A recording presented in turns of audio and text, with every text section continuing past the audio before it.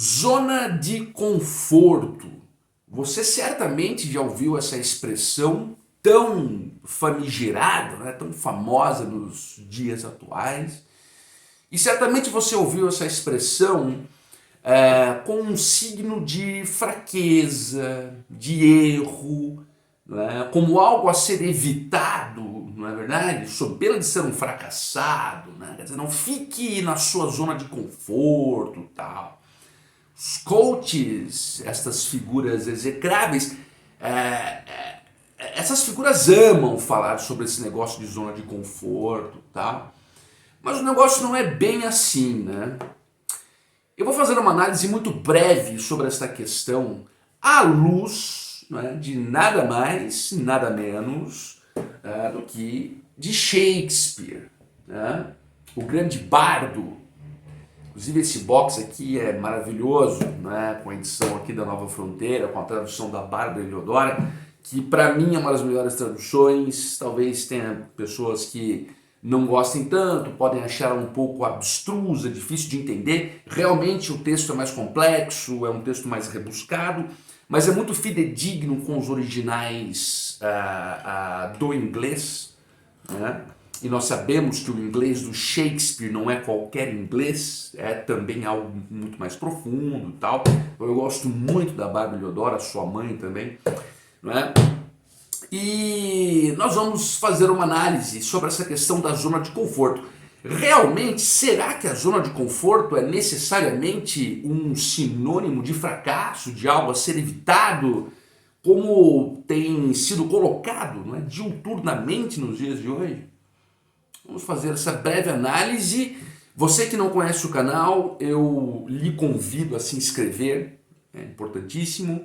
A todos vocês eu peço que cumpram aquele protocolo de curtir, de compartilhar, de ativar a sinetinha das notificações. Tudo isso é fundamental aqui para o canal. Tá bom? Gente, nós vivemos em um século tão vulgar, que, veja, a supressão da vontade do ser humano tornou-se a regra, né? Quer dizer, tudo converge no sentido de suprimir a vontade. A religião, a ciência, a moral, tudo isso parece que está existindo para suprimir, não é? Para sufocar as vontades do ser humano. Não é verdade? Então, veja bem, a nutrição vai dizer que você não pode comer, sei lá, carboidratos, porque isso vai te fazer mal. Portanto, se você come carboidratos, você já é um estúpido. A religião vai dizer que você não pode fazer isso ou aquilo, porque senão você vai pecar e você vai para o inferno, né? A moral vai dizer que você não pode fazer isso porque senão você vai ser uma pessoa desprezível, uma pessoa antiética, aética, e assim por diante, né?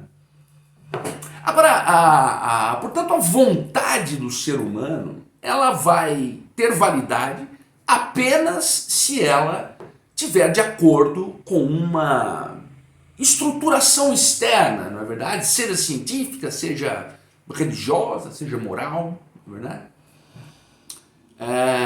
Desconsidera-se o conglomerado de elementos que compõem a existência. A pessoa pode muito bem saber que comer muitos carboidratos pode fazer mal para ela, sob o aspecto científico. Mas veja, não é só o aspecto científico que existe, tem um aspecto transcendente da própria vontade. O sujeito pode falar, olha, não, eu vou comer carboidrato porque eu gosto e eu alimento uma transcendência que me dá prazer. Bom, então ele vai desagradar uma parte científica, mas vai agradar a sua parte transcendente da vontade. Só que esse conjunto de elementos que constituem a existência foi desconsiderado. Quer dizer, é só a ciência então, ou então é só a religião, ou então é só a moral e assim por diante. Isso tem sido uma constante. E veja uma coisa muito importante, este termo zona de conforto, ele ganhou muita força nesse século, né? Talvez na última década desse século, e como eu falei no começo do vídeo, especialmente pela ascensão dessas figuras, né? Dessas figuras tacanhas que são os coaches, tal, que trabalham muito com essas questões pré-confeccionadas, né? Então você precisa agir, Você não pode ficar na sua zona de conforto. O negócio é tão esdrúxulo, não é? Quer dizer, é de se estupefar. Quer dizer, há uma própria distorção semântica da coisa. Quer dizer, como se o conforto fosse ruim, né? Não, você não pode ficar no conforto, sabe? Você tem que sangrar, você tem que... Isso foi colocado, foi impingido como uma regra absoluta. Agora, será mesmo que ficar na zona de conforto, não fazer nada, ficar tranquilo, será que isto é um necessário sinal de fracasso? Vamos a Hamlet. Vamos a Hamlet. Hamlet, uma das peças de Shakespeare de maior relevância no cenário universal, uma peça atemporal que se aplica nos dias de hoje de forma muito contundente. Se você ler Hamlet com esse olhar um pouco mais profundo, você vai perceber que ela se enquadra perfeitamente em quase tudo desses tempos pós-modernos também. E eu resolvi falar sobre essa questão da zona de conforto à luz de Hamlet. Veja bem, Hamlet ele perde o seu pai, o rei Hamlet, ele morre, né?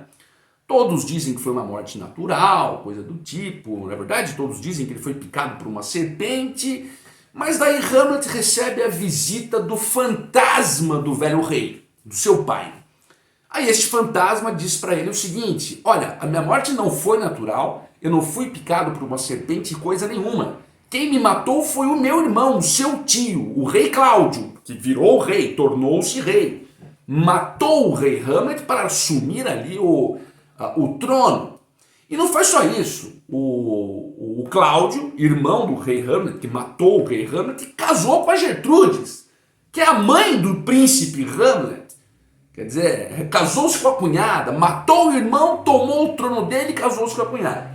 Então o Hamlet, o príncipe Hamlet, recebe a visita do fantasma do pai, e na conversa que eles têm, o fantasma do pai exige do príncipe Hamlet uma vingança. Ele vai dizer o seguinte: olha, você vai ter que me vingar, você vai ter que honrar o meu nome vingando-se de seu tio, né? Então, imaginem vocês, a cabeça do príncipe Hamlet, né? Já não basta toda aquela situação terrível, caótica, né? Ele ainda recebe a visita de um fantasma, o fantasma do pai, exigindo vingança. O que ele vai fazer agora? Como que ele vai se portar? Tem a sua mãe no meio de tudo isso? Será que vai respingar nela essa vingança? Ele deve ou não deve vingar o pai? Então Hamlet ele fica um pouco confuso com a situação. Ele fala: mas isso aqui, um fantasma me disse isso. Então ele precisa pensar antes de começar a agir. Então ele finge loucura para ganhar tempo, aquela coisa toda. E a peça é maravilhosa, nós vamos sentindo realmente toda a situação do jovem príncipe Hamlet da Dinamarca ali e tal. Numa dessas situações, dessas ponderações pessoais do Hamlet, nós temos um dos monólogos mais famosos, né, de todos os tempos. Eu tenho certeza que todo mundo, né, conhece o primeiro verso, não é verdade? É o ser ou não ser, essa é a questão, ou eis a questão. To be or not to be, that is the question. Pois é, esse verso, né, que integra este monólogo, que integra esta peça maravilhosa, ele é muito conhecido. Agora, pouquíssimas pessoas compreendem realmente a essência deste monólogo. Pouquíssimas pessoas compreendem a profundidade e os signos deste monólogo. Eu não vou fazer uma análise do monólogo em si, eu vou fazer isso em um outro vídeo, eu quero fazer isso em outro vídeo porque ele é maravilhoso, né? Mas eu vou passar uma ideia a vocês contida neste monólogo que tem tudo a ver aqui com o nosso tema da tal zona de conforto. Então Hamlet, quando começa o ser ou não ser eis a questão, ele está colocando para si, e veja bem, essa é uma dentre as várias interpretações e hermenêuticas deste monólogo. Mas veja, ele está colocando para si o seguinte: eu devo agir ou não devo agir? Eu devo fazer acontecer esta vingança, podemos assim concluir, ou não? Ou eu devo deixar as coisas como estão, devo dar tempo ao tempo, devo ficar na minha zona de conforto? Vejam bem, Hamlet, portanto, entabula uma conversa consigo mesmo, no sentido de ponderar se vai permanecer na sua zona de conforto, que é não agir, que é não ser, neste caso, não é verdade? Ou não, ou se ele deve agir, se deve fazer acontecer, se deve ouvir o fantasma do seu pai e infligir a sua vingança. O monólogo é maravilhoso, como eu disse, nós temos várias interpretações importantes, inclusive uma que é a das mais, eu penso, mais substanciosas, que é a questão do autoextermínio, não é? Então o Hamlet ali, ele vai falar, será que vale a pena viver? Será que se eu não me autoexterminar, eu não vou sufocar essas dores? Mas depois ele pondera, mas peraí, se eu me autoexterminar pode ter uma coisa depois, e é por isso que eu não me autoextermino e prefiro sofrer as dores daqui. Enfim, o monólogo ele não é pequeno, mas nós temos várias lições ali. Vamos voltar para a zona de conforto. Então Hamlet ele fala, olha só, ou eu devo agir ou não devo agir, né? Essa é a questão. Então Hamlet parece que ouviu os coaches. Ele falou, não, eu vou agir, não é verdade?